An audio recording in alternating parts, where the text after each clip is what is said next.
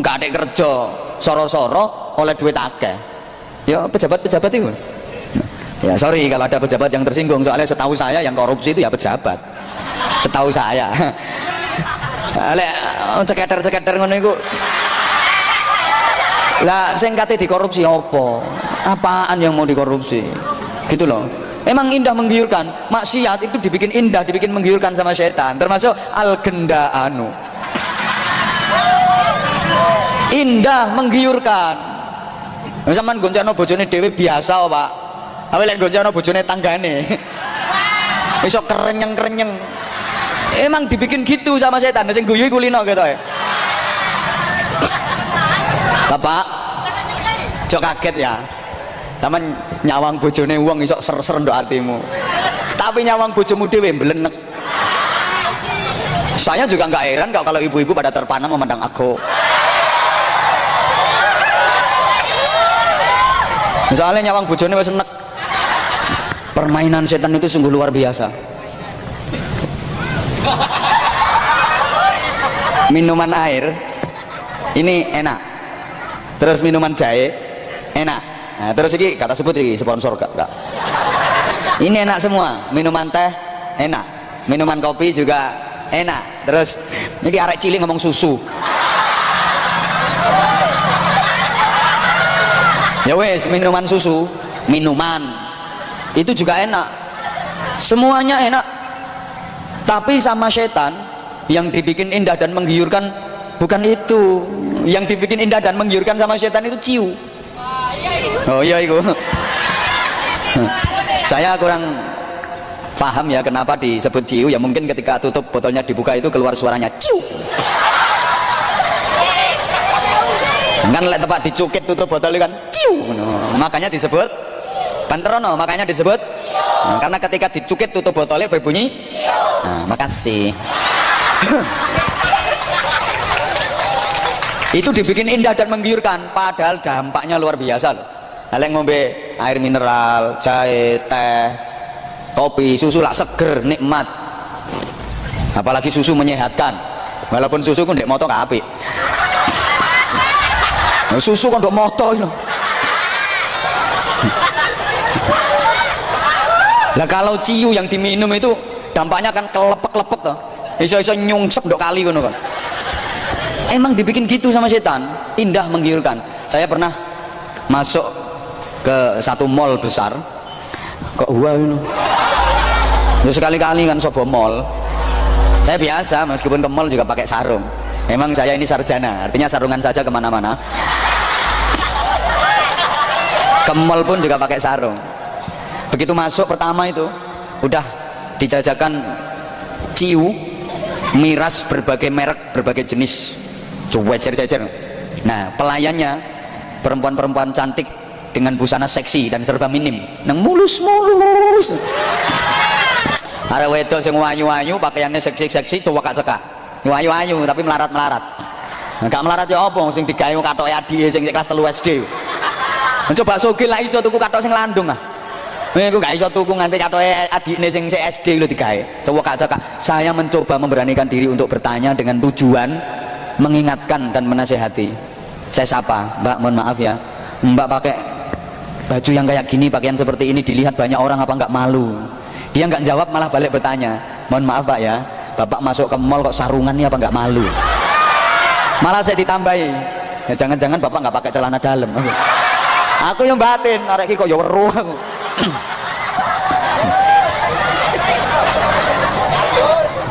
Loh emang udah ciunya menggiurkan, nah, pelayannya juga menggiurkan, indah-indah. Anjane ngono gayane promo itu, cek laris. Produk itu ya dijejeri fotone wong itu ayu. Mobil, tonton promone. Nah, gambar mobil sebelah lah ana fotone wong itu ayu. Gambar sepeda motor sebelah lah ana fotone wong itu ayu. Nek fotone jembure-jembure sene. Ya gak payu. Oh, kena ya gawe weden tikus yo.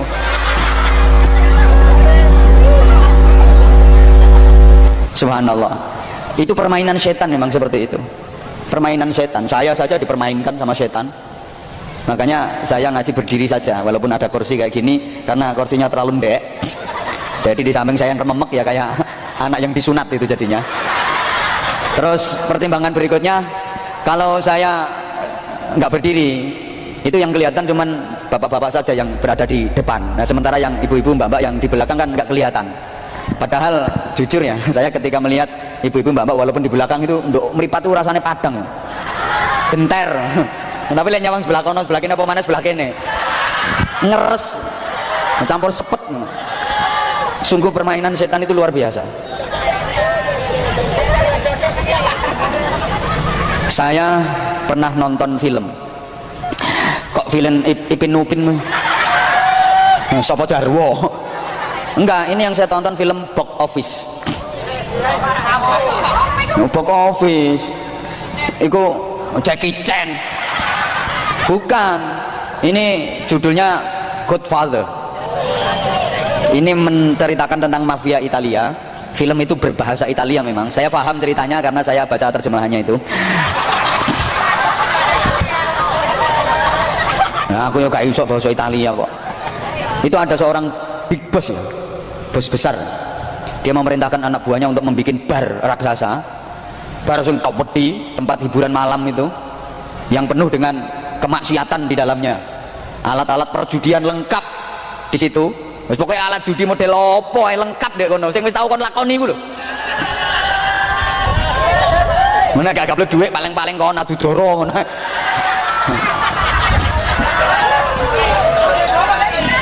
Iku ratune iku ya. Iya sing sudeng-sudeng iku ya mosone. Ayo setel.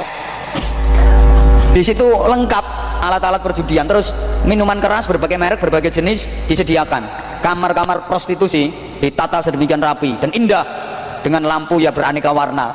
Terus perempuan-perempuan cantik dijejer-jejer. Yang mulus-mulus yang kayak babi guling.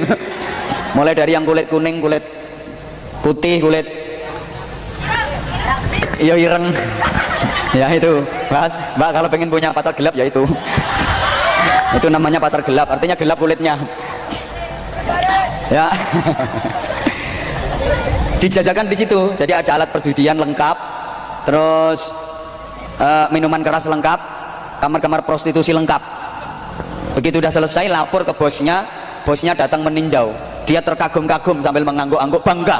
Good, ini baru hebat, ini baru hebat. Seneng banget dia. Dilihat satu persatu kamar demi kamar dan perempuan-perempuan yang disediakan, udah lengkap semuanya. Dia bangga, ini bos besarnya. Dia seneng banget. Terus dia ngomong ke anak buahnya, kerjamu aku kasih apresiasi, hebat, luar biasa. Cuma sayang ada yang kurang. Apa bos yang kurang? Kata anak buahnya. Terus bosnya bilang, masa bangunan sebesar ini, semewah ini kok tidak ada jam dindingnya? Ya nggak ono jamnya balas ini. Terus gimana orang bisa tahu waktu kalau nggak ada jamnya? Jawaban anak buahnya, maaf bos, ini sengaja nggak kita kasih jam. Tujuannya agar semua orang yang masuk sini, jangankan jam, jangankan waktu, hari pun mereka lupa. Kalau perlu seminggu, sebulan pun nggak akan terasa dia di sini karena dia nggak tahu waktu. Loh, setan nih loh sampai segitu permainannya. Melalaikan manusia dari waktu. Menungso iku cek lali waktu. Wes lali waktu, lek kadung adu doro kan lali salat. Lek kadung silo ndogone pos jaga iku karo bantingi kertu nik ngono iku. Nah, irunge kupinge dijepit ngono iku. Wes lali waktu wis lek kadung ngono iku. Apa maneh lek tepak ndok nggon karaoke. Ajep. Lali waktu, lek tepak elektron ono penyanyi terus nyawer ngono iku. Hae. Lali waktu, wasyik. Permainan setan memang seperti itu. Tahu-tahu udah tua. Oh iya, dilupakan akan waktu, ngerti-ngerti tua. Ngerti-ngerti duwe putu. Nggak kroso, tahu-tahu rambut udah memutih. Dia nggak sadar. Padahal itu sesungguhnya peringatan. Rambut yang dulu hitam menjadi putih itu kan berarti meninggalkan dunia hitam. Nah iya, rambut yang hitam udah ditinggalkan kok berarti meninggalkan dunia. Tapi sama setan dilupakan. Nyatanya yang ngeyel loh, disemir.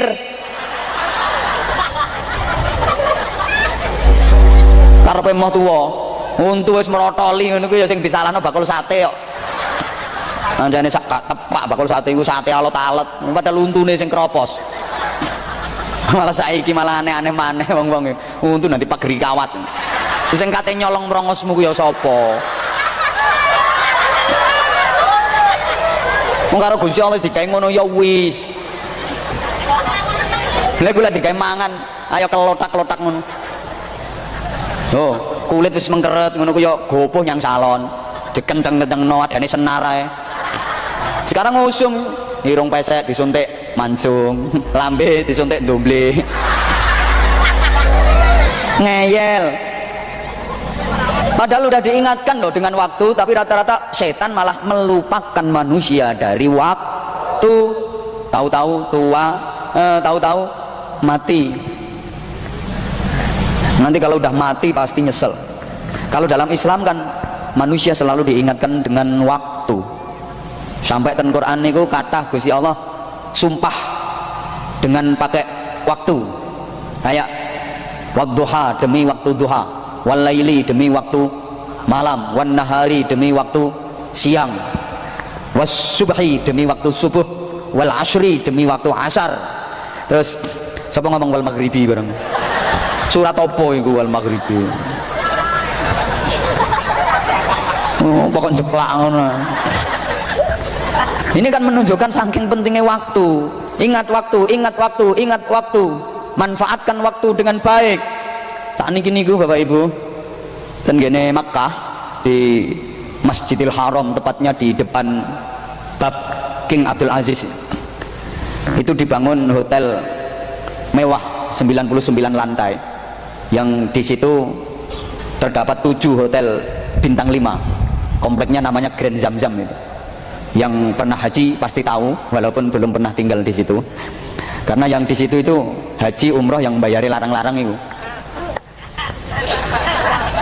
Zaman pun pernah ngelihat ya, di TV. Apa toko HP itu kan dikasih jam di tower yang tinggi banget itu, 700 meter itu tingginya tower itu. Dikasih jam.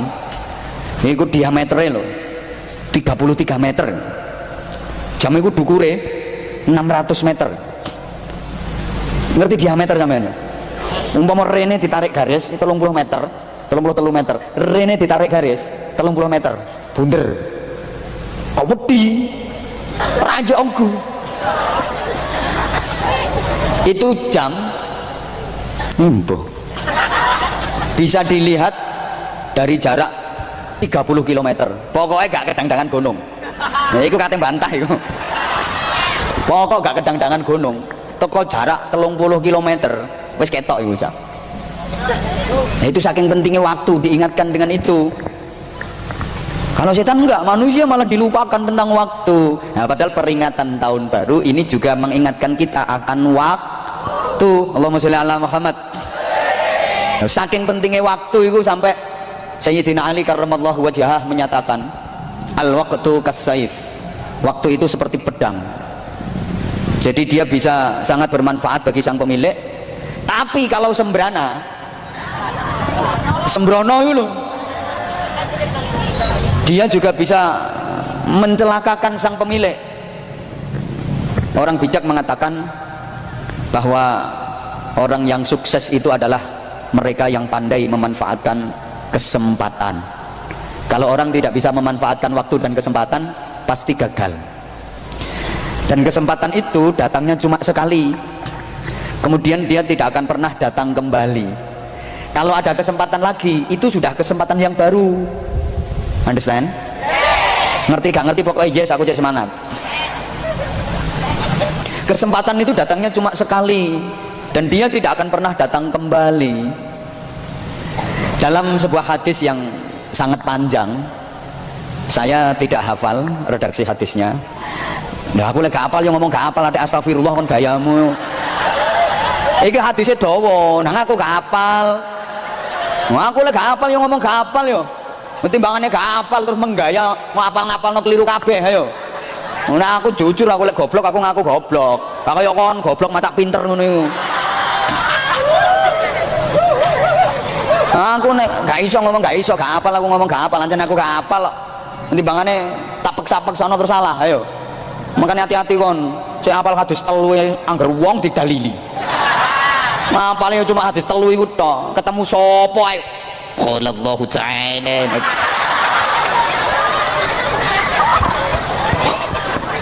Ono bakul soto sedina gorong kepayon balas. Longgo lenger. Arep-arep wong tuku gak ono sing tuku. Inti cedhaki marang didalili. Dengarkan. Rasulullah sallallahu alaihi wasallam telah bersabda. An Nabi Hurairah radhiyallahu anhu qala Rasulullah sallallahu alaihi wasallam. Temen ngamuk wong. Kadek dalil lon. Kene dodol soto gorong kepayon dalil sampluk soto lambemu kon kok. Kurang lebih di situ diterangkan bahwa matahari itu setiap pagi dia terbit, kemudian dia berkata pada kehidupan, ngomongin ini, wahai matahari, ini gagal fokus gara-gara HP ini arek iki lho. Iku suarane doroe. Matahari setiap terbit di pagi hari itu dia berkata pada kehidupan, ngomongin ini, wahai kehidupan, sesungguhnya aku adalah makhluk yang baru. Sesungguhnya aku adalah waktu yang baru, maka manfaatkan aku sebaik-baiknya, jangan pernah sia-siakan aku, karena aku tidak akan pernah kembali lagi sampai kiamat nanti. Maka orang sukses adalah orang yang pandai memanfaatkan waktu. Nah, orang kalau nggak bisa memanfaatkan waktu dengan baik, pasti ya gelo. Gelo itu bahasa Inggrisnya the geton, kecewa, nyesel. Itu disederhanakan dengan bahasa gelo. Yo geton campur kaget, campur kecewa, campur nyesel. Gelo. Apalagi waktu hidup ini tidak dimanfaatkan dengan baik, kedisian mati. Gak terima gelo itu, gelu. Saking gelone, gak cuma gelo, tapi gelu. Saking gelone. Ayo tanya auto. Jadi gelu, gak terima gelo, gak cuma gelo, gelu saking geloe. Makanya tanah yang dipakai ganjel orang mati, tanah sing dike gandele mayit, itu diarani gelu. Malah arek-arek ngono ngarani kek. Jadi keke dikeke, oleh gak dikek ndak goleng ngono. Pancene lambene rusak arek. Wong gelu kok kek.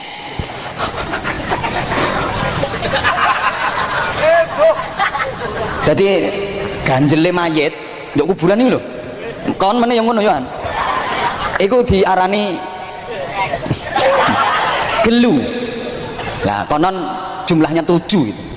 Sing kulino nderek proses pemakaman niku mayit iku dikai ganjel teko lemah. Jumlahe 7. Nah jenenge iku gelu. Nah jumlahe 7. Lek dijejer disambung-sambung, yo gelu. Saking geloe. Kok diguyu sih? Iku jenenge gelu. Arane ganjele mayit itu gelu. Lah jumlahe 7. Nek disambung-sambung kan gelu. Lek cuma siji gelu. Nek 7 gelu. Nek cuma siji yo doro. Ngono ae. Lek sampe 7 yo doro. Ya padha ae sak kelompok iku. Ancane tunggale kok. Padha. Aku ngerti, tonton teko irunge karo cangkeme ketara. Dadi ya apa ya ambusile doro. Ayo kon. Tapi alhamdulillah saiki dadi panitia pengajian. Lebih baik seperti itu. Apik wong elek ngakoni elek iki luwih apik. Ini ada etikat untuk berubah jadi baik. Wong tahun baru mari ngono biyen cekelane doro, mari ngene cekelane tasbih. Kayak apa? Kayak nyampluki bojone. Ya maksudnya bojone iku dituki tasbih, diajak wiridan bareng-bareng, zikir bareng-bareng ngono lho. Iya. Wes. Dadi mesti mikir deh, kok roh ae nek aku kulino adu doro ngono. Wong tekupone nduk kono. Ngene. Wis salah menengo. Dan itu memang bener. Orang itu nanti kalau sudah meninggal pasti nyesel, kecewa, getun, gelo, gelu, saking geloe. Yang mati tua ya gelo, yang mati muda juga gelo. Yang mati apik ya gelo. Apa maneh? Siap-siap ya. Mati tepak adu doro.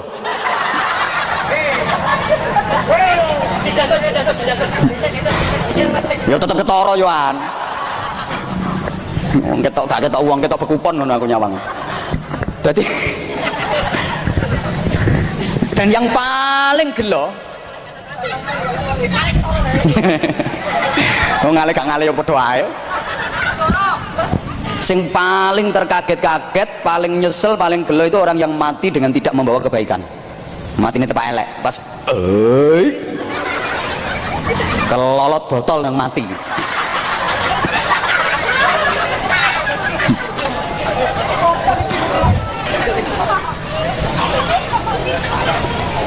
Mereka nyesel bahkan menjerit-jerit.